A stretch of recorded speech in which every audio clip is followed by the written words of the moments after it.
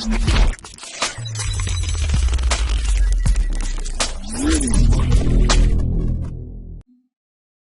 दोस्तों और welcome to your next lecture. I guess ये फोर्थ लेक्चर है और इस लेक्चर में हम सीखेंगे कि यूजर से वैल्यू इनपुट कैसे करानी है, या फिर हम कह सकते हैं कि कंसोल से हमको वैल्यू इनपुट कैसे करानी, क्योंकि बेसिकली अभी जो हम एप्लीकेशंस बना रहे हैं वो कंसोल एप्लीकेशंस है। तो इसके पहले कि मैं आपको यूजर से इनपुट लेना सिखाऊं, पहले मैं आपको कुछ बेसिक चीजें बताना चाहूंगा। C++ में एक टर्म यूज होता है जिसको हम कहते हैं token. Token is the smallest individual unit in a program. मतलब टोकन एक ऐसी सबसे छोटी चीज होती है जिसका खुद का कुछ वजूद होता है और कंपाइलर या प्रोग्राम उसको समझ पाता है। टोकन C++ में आप कह सकते हैं बहुत सारी चीजें होती हैं, जैसे कि कीवर्ड जैसे कि INT एक यहाँ पे कीवर्ड है। ये INT मतलब इंटीजर टाइप का डेटा टाइप, INT यहाँ पे कीवर्ड है। उसी तरह आप देख सकते हैं फ्लोट, ये भी एक कीवर्ड है। ऐसे ही जैसे कि कीवर्ड एक टोकन होता है, आइडेंटिफायर्स भी एक प्रकार के टोकन होते हैं। आइडेंटिफायर्स वो होते हैं जैसे जिनका हम वेरिएबल्स के थ्रू नाम रखते हैं, जैसे कि ए एक वेरिएबल है और उसका नाम है ए, जाहिर सी बात है। तो आइडेंटिफायर्स यहाँ पे काफी सारे आइडेंटिफायर्स आपको इस प्रोग्राम में देखने को मिल सकते हैं। बी भी एक आइडेंटिफायर है, ए भी एक आइडेंटिफायर है, मेन भी आप कह सकते हैं एक तरह से एक आइडेंटिफायर, क्योंकि एक फंक्शन का नाम है, उसको आइडेंटिफाई करने में मदद करता है। उसी तरह ऑपरेटर्स भी आइडेंटिफायर्स की कैटेगरी में ही आते हैं। जैसे कि आप ये दो सिंबल देख सकते हैं, लेस देन के सिंबल, ये एक्चुअली आउटपुट ऑपरेटर कहलाते हैं, और ये भी क्योंकि ऑपरेटर है, ऑपरेटर भी टोकन्स होते हैं। उसी तरह इस ट्यूटोरियल में हम देखेंगे इनपुट ऑपरेटर का इस्तेमाल करके हम यूजर से वैल्यू कैसे स्ट्रीम करेंगे। तो चलिए हम इस प्रोग्राम को थोड़ा सा मॉडिफाई करते हैं। सबसे पहले तो मैं इस लाइन को डिलीट कर देता हूँ। काफी प्रोग्राम से आप देख रहे हैं लाइन यही की यही है, तो इसको हम डिलीट कर देते हैं। तो मैंने इसको डिलीट किया। तो मान लीजिए जैसे कि हमने यहाँ पे एक वेरिएबल लिया है फ्लोट ए। फिर से मैं रिवीजन करता हूँ, फ्लोट एक कीवर्ड है, ए एक आइडेंटिफायर है। अब यहाँ पे क्योंकि वैल्यू तो हमने पहले से ही डिफाइन की है, a इज इक्वल टू 12।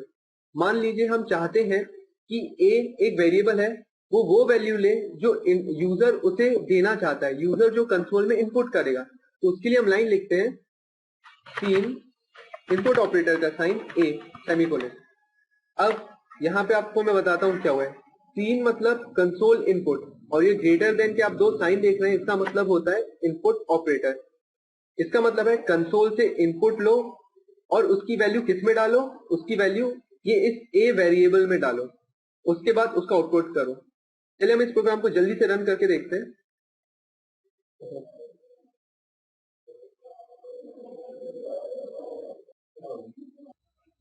और आप देख सकते हैं यहाँ पे प्रोग्राम रन हो गया है। अब आप देखेंगे यहाँ पे कुछ भी नहीं हुआ है, बस कर्सर है और ब्लिंक कर रहा है।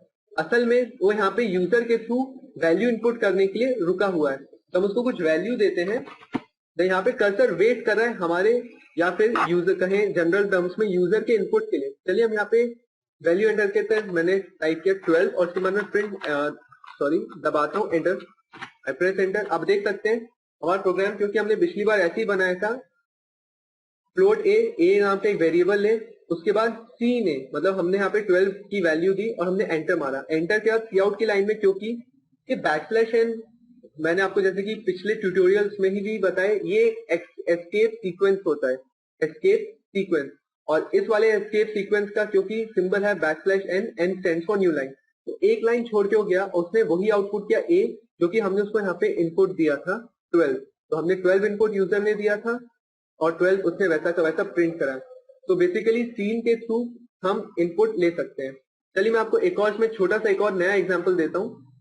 मान लीजिए हमको दो इनपुट लेने हैं, ए हमने यूजर के थ्रू इनपुट करा है, मान लीजिए हमको बी भी इस प्रोग्राम में यूजर के थ्रू ही इनपुट लेना रहता। तो यहाँ मैं इस लाइन को मिटा के मैं लिख देता सीन मतलब कंसोल इनपुट, इनपुट ऑपरेटर का साइन ग्रेटर देन मतलब बी सेमीकोलन।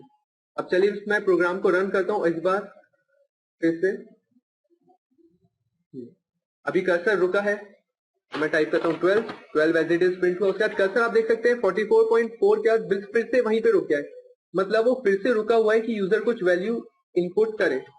सीक्वेंशियली चले तो फ्लोट ए सीन ए, कर्सर रुका मैंने 12 टाइप किया, एंटर मारा, नई लाइन में गया, उसने सी आउट ए किया, फिर ए को उसने 3.7 से मल्टीप्लाई किया और नई लाइन में उसका आंसर प्रिंट कर दिया। उसके बाद आईएनटी बी, एक और नया वेरिएबल लिया बी। अब वो फिर से यहाँ पे यूजर के लिए रुक गया है कि यूजर कुछ इनपुट करे। मैं टाइप करता हूँ 3, तो उसने नई लाइन में आप देख सकते हैं क्योंकि सी आउट /n b था, तो फिर से उसने 3 एज इट इज यहाँ पे उसने टाइप कर दिया। अब थोड़ा प्रोग्राम एक कंफ्यूजिंग है, हम इसको थोड़ा अच्छे से कर देते हैं जिससे यूजर को समझ में आए कि एक्चुअली प्रोग्राम में हो क्या। हम यहाँ पे थोड़े से मॉडिफिकेशन करते हैं। प्लीज एंटर अ वैल्यू, तो आप देखेंगे इस प्रकार से मैं लिखूंगा और जब इसको रन करूंगा तो यूजर को समझ में आएगा कि एक्चुअली इसको करना क्या है, not just a blank cursor, एक ब्लैंक कर्सर नहीं बल्कि यूजर को समझ में आएगा। और आप देखें थोड़ा अच्छा से, मतलब अगर यूजर इस प्रोग्राम को रन करेगा तो उसको समझ में आएगा कि उसको करना क्या है। जैसे कि प्लीज एंटर अ वैल्यू, उसने वैल्यू एंटर की 12, तो प्रिंट हुआ 12। उसके बाद कर्सर फिर से रुक गया है, तो हम यहाँ पे क्योंकि वो बी की वैल्यू के लिखा है, ये रुका है, तो हम यहाँ पे फिर से डाल देते हैं इसी लाइन को कॉपी करके, लाइक कंट्रोल सी मैंने दबाया और यहाँ पे 3 के पहले याद रखें इसको टाइप कराना है। और यहाँ पे मैं फिर से प्रिंट करा देता हूँ, \n यूज करता हूँ ताकि नई लाइन में जाए, please enter ANOTHER another value. अब इस प्रोग्राम को हम रन करें, अब आप देख सकते हैं थोड़ा अच्छा आउटपुट आ रहा है। Please enter a value, user को बोल रहा है कि वैल्यू डाले, मैंने डाली 12 प्रिंट हुआ। प्लीज एंटर अनदर वैल्यू, अब देखिए यूजर को समझ में आया। पिछली बार कर्सर 44.4 के बाजू में था, इस बार अच्छे से लिख के आए कि प्लीज एंटर अनदर वैल्यू, तो यूजर को समझ में आएगा कि उसको अनदर वैल्यू डालनी है। मैं डालता हूँ 3 एंटर, तो आप देख सकते हैं कि काफी अच्छा आउटपुट आया और इस प्रकार से हम यूजर से वैल्यूज इनपुट करा सकते हैं। अब मैं आपको सिखाऊंगा जो कि एक टर्म होता है जिसे हम कहते हैं कास्केडिंग। कास्केडिंग में के थ्रू एक्चुअली हम एक साथ 2 या 2 से ज्यादा वैल्यूज को एक साथ एक ही स्टेटमेंट में इनपुट करा सकते हैं। मैं इस प्रोग्राम को यहाँ पे अभी फिलहाल डिलीट कर देता हूँ, इसलिए पार्ट को आपको मैं यहाँ पे, अब आप देखिएगा मैंने लिखा फ्लोट a, b, मैंने यहाँ पे लिखा प्लीज एंटर अ वैल्यू की जगह 2 वैल्यू, क्योंकि हम अब 2 वैल्यूज एक साथ इनपुट कराने वाले हैं। आप देख सकते हैं मैं 2 वेरिएबल्स पहले ही लेट कर चुका हूँ, a और b। तो यहाँ लिखूंगा मैं 3a, तो मतलब पहले एक वैल्यू एंटर करो, उसके बाद मैं यहाँ पे ऐसे लिख सकता हूँ 3b, मतलब पहली वैल्यू एंटर करो, दूसरी वैल्यू एंटर करो और see out the values of a and b are.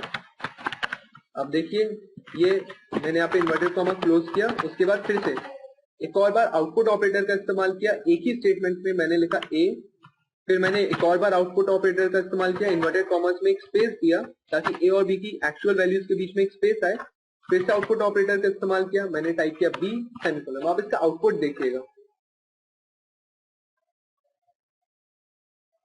Please enter 2 values, मैंने डाली 2 एंटर 3, तो the values of a and b are 2 space 3 और press any key to continue, क्योंकि मैंने यहाँ पे \n ही लगाया था, तो यहाँ मैं लिख देता हूँ सी आउट, या तो \n लिख सकता हूँ या फिर एंड लाइन भी लिख सकता हूँ क्लोज। अब इसको मैं एग्जीक्यूट करें, अभी अच्छे से चलता है 2 3, the values of a and b are 2 3, ठीक है। जैसे कि आपने देखा हमने एक ही लाइन में काफी बार आउटपुट ऑपरेटर का इस्तेमाल करके काफी सारी लाइंस को या सेंटेंसेस को आपस में जोड़ा है। This is known as cascading. Cascading output के लिए ही नहीं, इनपुट लेने के लिए भी इस्तेमाल हो सकती है। इस लाइन को मैं ऐसे भी लिख सकता हूँ, इसको मैं यहाँ से मिटाता हूँ, और कास्केडिंग यूज करते हुए मतलब लाइंस को एक ही स्टेटमेंट में जोड़ते हुए इनपुट ऑपरेटर को भी मैं कास्केड कर सकता हूँ, 3a b सेमीकोलन। मैं इसको एग्जीक्यूट करता हूँ, एग्जीक्यूट किया मैंने, प्लीज एंटर 2 वैल्यूज 2 एंटर 3। देखिए प्रोग्राम पिछली बार जैसा ही चला है, the values of a and b are 2 space 3। So इस लेक्चर में हमने देखा कि इनपुट कैसे लेते हैं बाय यूजिंग सी इन, और कास्केडिंग क्या होती है, एक ही स्टेटमेंट में 2 या 2 से ज्यादा वैल्यूज को इनपुट कराना और सेम कास्केडिंग का इस्तेमाल करते ही ऐसे अच्छे फॉर्मेट में आउटपुट देना। सो जुड़े रहिए आप मेरे नेक्स्ट लेक्चर में। Thanks a lot.